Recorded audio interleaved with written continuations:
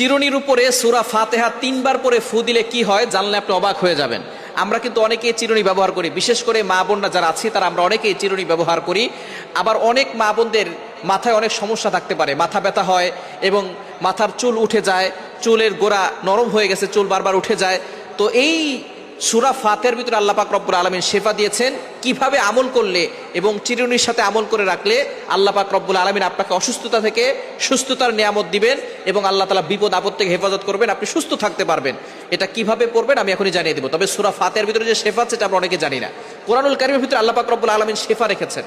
আল্লাহ পাক রব্বুল আলামিন নিজে বলে দিয়েছেন 15 নম্বর পারা 9 নম্বর পৃষ্ঠার 2 নম্বর লাইন, সূরা বনী ইসরাঈলের 82 নম্বর আয়াত আল্লাহ বলছেন, ওয়ানুনাজ্জিলু মিনাল কুরআন মা হুয়া শিফাউ ওয়া রাহমাতুল লিল মুমিনিন।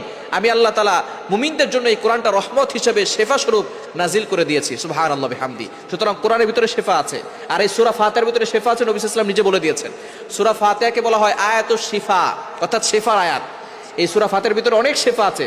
আপনার পেটে ব্যথা, আপনার যে কোনো জায়গায় ব্যথা হচ্ছে, আপনি সূরা ফাতিহা 7 বার পরে পানিতে ফু দিয়ে খাবেন, দেখবেন আল্লাহ তাআলা ব্যথা কমিয়ে দিয়েছেন।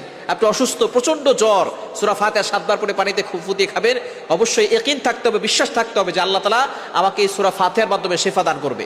আপনি খাবেন, দেখবেন আল্লাহ তাআলা শেফা দিয়ে দিবেন। সুতরাং ইয়াকিনের সাথে বিশ্বাসের সাথে আমল করবেন। আবু সাঈদ খুদরি রাদিয়াল্লাহু তাআলা থেকে বর্ণিত, নবী সাল্লাল্লাহু আলাইহি ওয়াসাল্লাম জানিয়ে দিয়েছেন সূরা ফাতিহার ভিতরে শেফা আছে এবং সে এটাকে এক সাপে কামড় দেওয়া রোগীকে সূরা ফাতিহা 7 বার পরে ফু দিয়েছিলেন, সাথে সাথে সাপের বিষ পানি হয়ে গিয়েছিল। এজন্য সূরা ফাতিহা ইয়াকিনের সাথে আমল করতে হবে।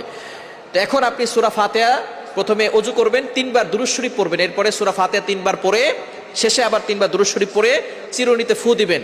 ফু দেওয়ার পরে বিসমিল্লাহ পড়ে মাথা আঁচড়ালে ওই মাথা থেকে চুল পড়বে না, মাথা ব্যথা কমে যাবে এবং মাথার বিভিন্ন রোগ থেকে আল্লাহ পাক রব্বুল আলামিন তাকে হেফাজত করবেন। অসুস্থ থাকলে আল্লাহ পাক রব্বুল আলামিন তাকে সুস্থতার নিয়ামত দিবেন। এজন্য অবশ্যই সুস্থতা হচ্ছে বড় একটি নিয়ামত, আর মাথা ব্যথা হচ্ছে বড় সমস্যা। মাথা ব্যথা হলে আর মাথাকে জাগিয়ে রাখা যায় না, শুয়ে পড়তে হয়।